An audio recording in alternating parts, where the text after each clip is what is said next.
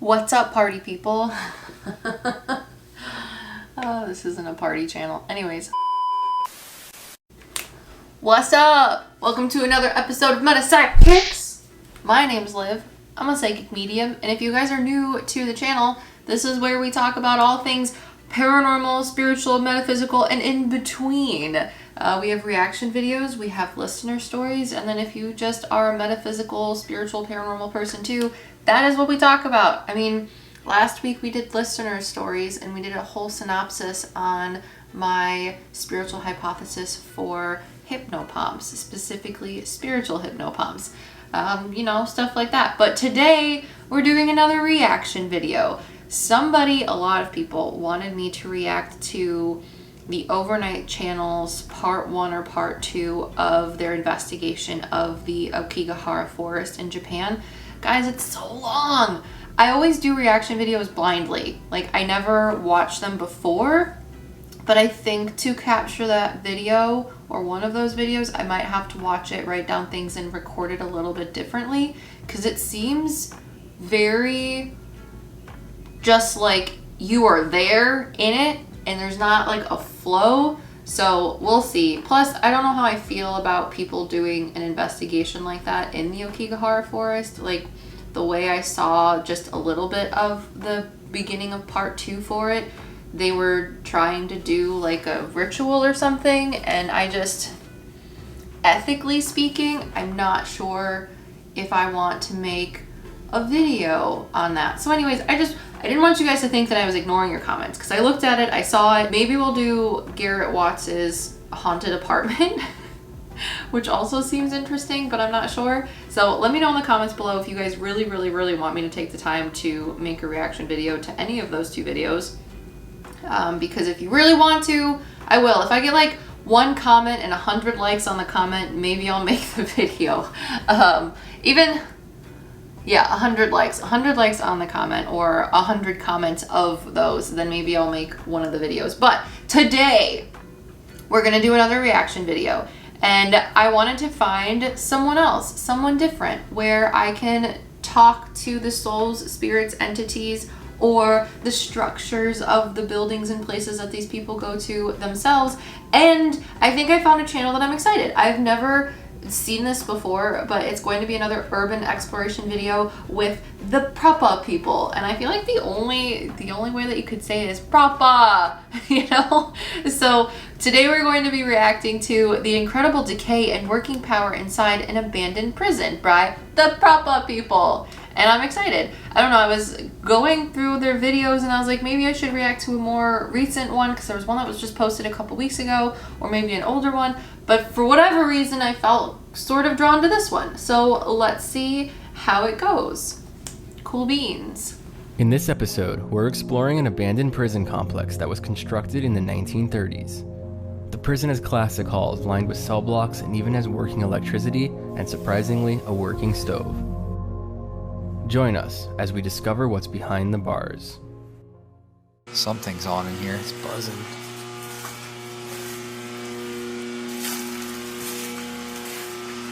Okay, this place is wild. So just from the picture that they had on their, YouTube thumbnail, I don't know. The reason I felt drawn to recording this video is because there was, I feel like, the soul of a man who sort of just wanted to talk about the prison or have me watch it. I'm not sure.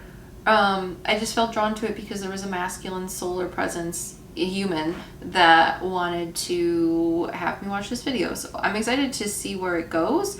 But just based on this, they already said that the prison was built in the 1930s. I feel like it might have been abandoned in like the 70s. So that's not a very long time for such a large building to be a part of. They didn't say when it was abandoned. I'm just guessing the 70s, like from my own brain, and also just the like clairsentient feeling of time that this building gives me. But they're downstairs and in the boiler room or something, and the power is on. And I assume that it's like this is just my own silly thought, but it's like, okay, if it's abandoned, you would think that they would shut everything off, because it could be like a hazard. Like, what if there's an electrical fire or something if you're just letting this place sit for so long? But prisons are like state-run, usually, facilities. Could you imagine just being the person that lives in an office, not lives in an office, but works in the office, that pays his bill every single month, even though like the prison is abandoned, they still have everything shut on or like set on? Like, that's got to be a lot of money that whatever state this prison is in is just like putting on. I don't know, it's just my own thought. But yeah, I feel like it was closed in the 70s, and I feel like there's a couple souls that might want to step forward to just talk about the time that they had here. And there's one man specifically. I've talked in past videos that when I've visited haunted locations, there's usually like a soul. And I'm not saying this prison is haunted. Let's be clear. Everything in the world is haunted to an extent. And when I say haunted, it's just, God, how do I explain this? As a psychic medium, the only thing I'm doing is reading energy. Souls are energy. Physical spaces are energy. So it's just like, what energy can you pick up on or attune to, like a frequency or a radio channel that you get information for. So for me to be like, this place is haunted, I don't mean it like, woo, like spooky haunted. It's just like, there's energy at this place because there were so many people in one spot. Like, a lot of times in readings, people will ask me about haunted experiences they've had in like apartment complexes. Apartment complexes are really good places for paranormal or spiritual activity to happen, because maybe metaphysical activity, because there's so many people next to each other. So when you have a lot of people in a large space for a long time, it becomes quote unquote haunted. There is both active and residual energy that is there. So I don't want everyone to be like, it's super haunted, scary. It's just, we're going to see what kind of souls want to talk. And just based on the YouTube thumbnail, there already is one. So I'm trying to ask him to step forward more, but he's going to be the soul that maybe explains information for me. Because as a medium too, I don't just know things about things. Something or someone, some energy has to give me that information. I don't know these things. And I feel like he's going to be the soul that does it.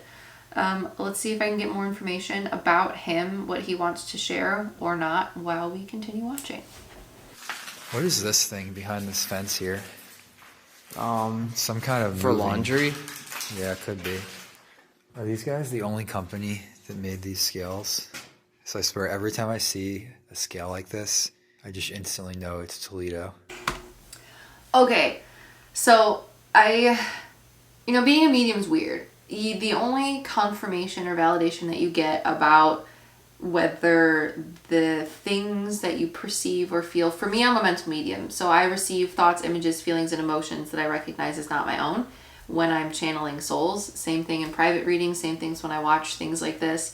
But the only validation or confirmation that you get that it isn't your own brain, it isn't the things that you're thinking about, is when someone gives you that confirmation. So when I'm talking to someone and I say to them like, I think that there is a soul, or I feel that there's a soul that is this age, they look like this, I feel like they're related to you in this way, and this is a memory that they give of me that I believe is related to you. The only confirmation that I can get to be like, yeah, that's not my own thought, that is the soul of a person that is going to be communicating with someone through me, is when the person I'm talking to gives me confirmation. And I have like the biggest just insecurities about making reaction videos, and you guys love them, so I'm trying really hard to do them and not just like talk about other things. So I, for the past like couple minutes, have been feeling like there is an older elderly man. He's probably like 5'6", 5'8". He says he was a little bit taller when he was older, but when he was younger, but now that he's older, like, when you get older, you like shrink or hunch over a little bit. He has darker hair. I feel like he's in his 60s-ish, mid to late 60s. He says that he worked for a long time because he just wanted to keep making money. Like, he didn't have the Social Security to stop his job when he needed to, or when he wanted to, because Social Security hasn't always been around, in case you young viewers didn't know that. And he says that he was a maintenance man and laundry man for this prison. And right now, I think it's Michael and Brian. I could be wrong if I'm getting your names wrong, but the proper people are downstairs in these basement areas, and they just walked behind like these cages that had this sort of like conveyor system, but the conveyor system came from the top, so it looked like you could hang things, maybe like it was a laundry thing. So they already talked about it being a laundry thing, but I'm not sure if it was for laundry. So I was like, I don't know, maybe it is, maybe it's not. Hang all the clothes on the spots. Like, you'd hang it here. But this man is showing me him pushing big carts of laundry, like big like sheets and towels, and he says not towels, but sheets and like clothes and other things. And it's a big old, like I can hear the wheels moving on it. And he says that it's interesting that these boys are down here because not many people like to go down there because you'd have to work, is what he wants to say. My fingers hurt. Oh, well, now your back's gonna hurt because you just pulled landscaping duty. And I'm just like, oh, this is probably just my own imagination because they already used the word laundry. It's just my egotistical brain bringing those things out. But literally right now at 5 minutes and 20 seconds, I paused the frame and they're inside, and because he was telling me that the soul of this man was, he's like, no, there is laundry down here. And I'm like, I don't know if there's laundry down here. What are you talking about? You said you're a janitor plus a laundryman, but which one is it? Is it my brain? Are you actually here? Am I talking to myself? I mean, technically right now I am, but they just panned to a photo and it's big washing machines. No more than 3 personal bags from H-block workers. Never press kitchen whites. Never wash personal bags for other blocks. So it's always nice when I do these videos that I get a confirmation like this. So anyways, moving on. Do not stay in the laundry if your shift is over. Never steal anything from the laundry room. If you violate these rules, you be fired. Okay, so I'm definitely talking to this older man because he's literally, what did I just say? And when let's talk about psychic abilities. When I receive information, it comes through with the six psychic senses. So clairaudience, which is hearing things, clairvoyance, which is seeing things, gustance and clairalience, which is taste and smell, claircognizance is just knowing things, and I feel like I'm forgetting one, clairsentience, which is feelings or sensations, whether those be emotional or physical. And when I was talking to you guys just a second ago, I said, you know, no one wants to go down there. The soul of this man thinks it's interesting that these boys are down here. And he made me say, and that's as a form of clairaudience, having souls make you say things a certain way. He said no one goes down there because they have to work. And now they're looking at this little thing that says, like, don't steal anything from the laundry or the storage room, and if you do these things, you will be fired. Like, he just makes me feel like it was a very regimented place and people did not like being down in the laundry room. But he was just this very, as a person, this nonchalant guy. He was someone like, if someone came up to you and was like, I'm having a bad day, this man would be like, well, sometimes you have bad days and that's just how it goes. He gives me that sort of like old man vibe. I'm tired of this, Grandpa. That's too damn bad! So just, anyways, it's just confirmation and I appreciate it and it's cool. So, like, okay, let's keep going. Oh, wow. It's full of stuff. Keeps going back. Maintenance office, because I'm talking to the maintenance man who also worked in the laundry room. Oh gosh, okay. So he's cool. That's awesome. Ooh, there's a really crusty old elevator car here. So I'm wondering if they're going to go into the kitchen because, or like the cafeteria area, because there's a man that's stepping forward that wants to talk about his experience in the kitchen, because he says the kitchen or the cafeteria area was like his favorite spot to be while he was there. I wonder what this room was for. It almost looks like they would have visitation here and it got walled off. But then the fact that there's seats that are just facing the wall over there. I don't know. You guys, what do you think this room was used for? And put it in the comments below. Because I know if some of you guys are new to the channel and this is like a viewer, like your first time watching this, what I like to try to do with these is everyone has psychic abilities, if you don't know that. So during these videos, I'm testing my psychic and mediumship abilities. You can do so too. So let me know in the comments below what you think is going on for this room, or what it was used for. I'm going to tell you what I think. I feel like it might have been a room where people could eat lunch, like people that worked at the prison. That's what I think. So that's just what I feel like when they show me that room, when they pan to it, where I have it stopped at 9 minutes and 1 second. I feel like I can see people sitting at those seats and they're eating just food. It's like a lunch break room maybe, but you could fit enough people in there in like a small area and then get them back to work. But they also have like a window kind of. So I'm not sure. Maybe that's what it was used most recently for. But I see that clairvoyantly, almost in like my mind's eye, so not physically seeing it. But let's move on. That's the main entrance.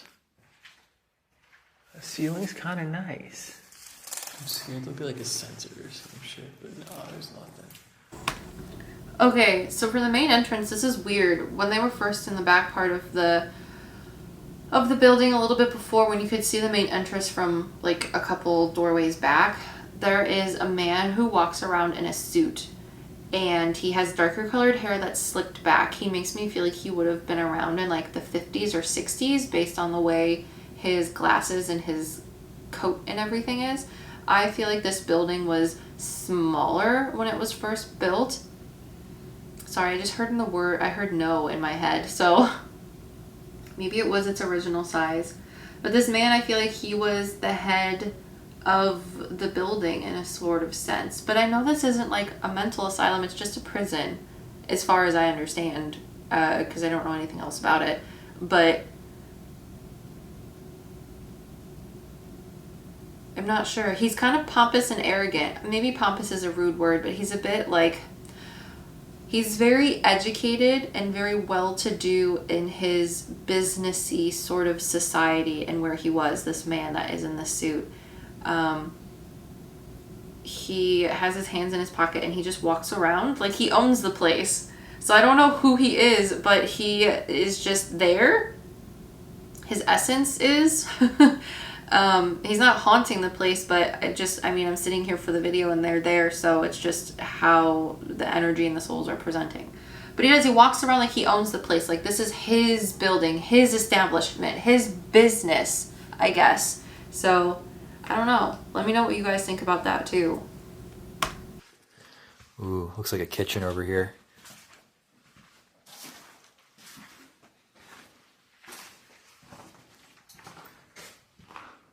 Wow, they got bars on the skylight.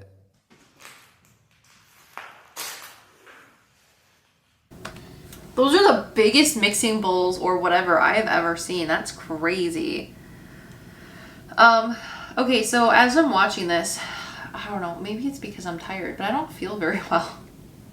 And I've done a couple reaction videos in the past couple months, and I haven't had reactions where I don't feel well. So when I say this, I feel like clairsentiently. I feel like my chest is heavy, almost like I can't breathe a little bit, and I'm getting a bit of a headache and I feel nauseous. So I'm not sure what that is. It might just be the energy of the prison itself. I feel like that might be it. From people that were there. I feel like there might have been people that were there that were sick, and that is what led them to do or be in prison. So maybe they couldn't pay their bills, or they were dealing with mental instabilities that led them to do crimes. But I feel like they were on the edge when people didn't really know, like, oh, you're just... I feel like a lot of people were struggling from things, and they weren't necessarily bad, and they just ended up in this prison. So... yeah, let's just move on. Let's see if I can figure out why I feel this way. Who's making me feel this way, or if it's just me. Turn the light on, maybe see it. I can see it. Wow. Okay, so the person who stepped forward to talk about the kitchen is interesting. He's giving me a little bit of tea on how the prison society worked. He said people that were in the kitchen usually were people that had like less terrible offenses, people that were there and people knew them as, quote, like the nice guys, or the guys that were smarter, I guess is what he wants to say, which seems mean to me to say, but that's what that's his words, not mine. So he says that one of the reasons he liked working in the kitchen was because I feel like he was smart. Like he was in there, this guy was in the prison because he was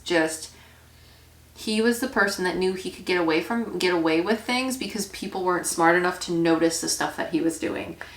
And that's kind of how the people in the kitchen were. He said, albeit there were a couple people that were not like the brightest bulbs. He says the dim bulbs, the dimwits, sorry, that's not nice. That would work with them. So like sometimes the prison would put people that had more heinous offenses, or just like, not heinous, but like bigger offenses, but weren't as bright, with the people in the kitchen to sort of like balance it out a little bit. But there was more of what he wants to say, like the smarty farts, than the people that were working.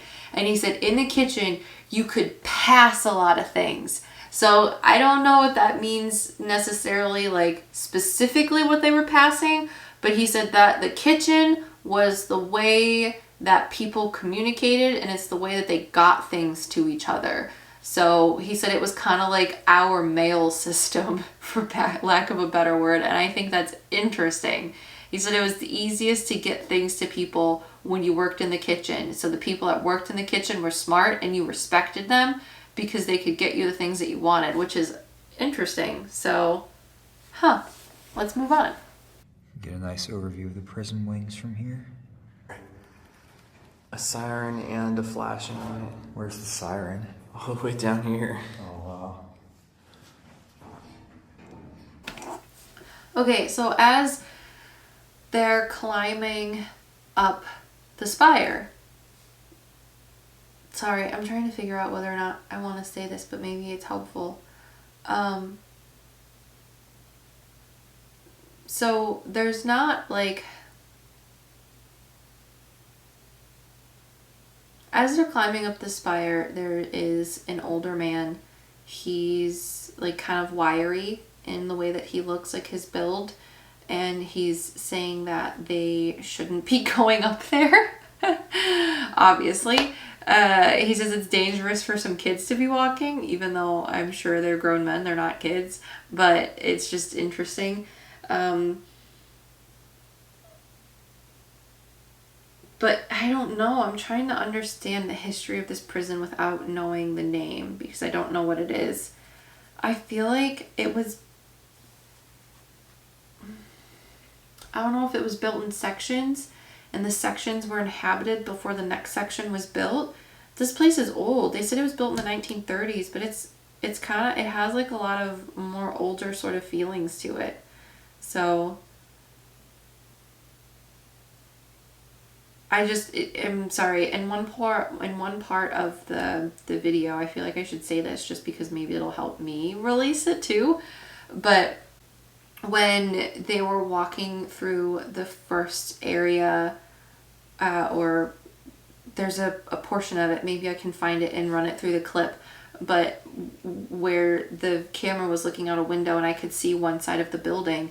And when they showed that one side of the building, there was a man that I could just hear like clairaudiently, almost like a residual haunting, or just like a residual imprint of energy from the prison itself. It was right after I talked about people being there for maybe mental health issues, and they weren't necessarily bad people, they just needed help, and maybe they had done some things that were wrong because of their mental health issues. And it makes me feel like there's a soul of a man that was just like yelling out that he was innocent, and that he didn't hurt his family. Specifically, I feel like he might have, or believes that he was imprisoned wrongfully for the death of his daughter. So it's just that's why I feel like I'm a little disoriented right now, because I'm like, should I share that? Should I not share that? But it's bothering me. So maybe if I say something, it will release the energy and we can keep moving forward. So let's keep going. This almost feels like it was designed to be a watchtower. Definitely not was. just decorative. This is definitely the Watchtower. Yeah. There's perfect walkways to every window. They didn't think that it was supposed to be the Watchtower. I thought it definitely was. That's why there's like this man that's like, you guys shouldn't be up here. Only the people that are like supposed to be up here are supposed to be up here. I feel like the people that were in the tower were like the SWAT for the for the prison to see if people were gonna do things. So yeah, there was like, he's telling me that this guy that's talking, he was maybe the head of security at one point. He makes me feel like he says it doesn't matter when he was there, like what era. I was asking him what era or time he was there at the prison. And he says it doesn't matter. But he said that he's the guy that knew all of the social structures within the prison. So like what group of guys were up to what type of things, and other, like everyone had their sort of group that they found themselves within in the prison. So they had their like gangs, for lack of a better word. And he said he knew who was in what gang and who was the leader, who was the follower, and what they were trying to do. And the people that sat in that tower, a lot of them, he wants to say a few of them, because not all of them are that smart. He said a few of them knew what to look for in those, like, because you can see like the areas where they would let the inmates out to like hang out, like the work areas or the recess areas, I guess. And he said a couple people knew what to look out for to make sure everyone was staying in line. And there was he says, an understanding between them and the people that were in the groups. So anyways, okay, keep going. What? That's a cell block. Should we try turning the lights on in here? I'm curious. Oh, holy shit. The cell block is so weird. So I'm trying to like tap into the residual energy of the building, because buildings and houses and homes can hold energy too. Sort of like an imprint. You ever watch like Harry Potter, where the Harry Potter newspapers like play on repeat certain things that have happened, like a snapshot almost, or a recording. That is what buildings and places can be like for mediums too sometimes. And I'm laughing because I'm tapping into, or trying to tap into, the energy of the building. And I can hear like all the people, like right now at 20 minutes and 37 seconds, I have the screen frozen and I can just hear people talking, like if you were the guard or the person that would be walking down every morning. And there was never just one guard. I feel like there was supposed to be 2 or 3 at a time per cell block. So you'd have one person and then you'd always have like 2 backup people, at least, is what they make me feel. And there's one person that's like, "Where's my newspaper?" like yelling like a man. And it's just funny to me. Like all this ruckus, and then the one person who's not gonna get a newspaper is like, "Where's my newspaper?" And it's just, that's why I'm laughing. So let's continue on. These are the manual controls for the mechanical controls for the cells. Here, go the other way now. Oh, it's opening. That is so freaking cool. My goodness. Alright guys, I hope you liked this. I'm going to split it into 2 parts because I don't want this video to be too long. But let's see what happens in part 2 next week. Thanks so much for tuning in. Maybe I'll figure out why I'm feeling a little weird, or the sensation will go away. It kind of went away a little bit when I talked about the guy who I felt like was shouting to the sky about his innocence and his situation of why he was put into the prison. But I don't know, maybe we'll see if there's more cool stuff like that in part 2. Thanks so much for watching, and until next time, PsycKicks! Peace.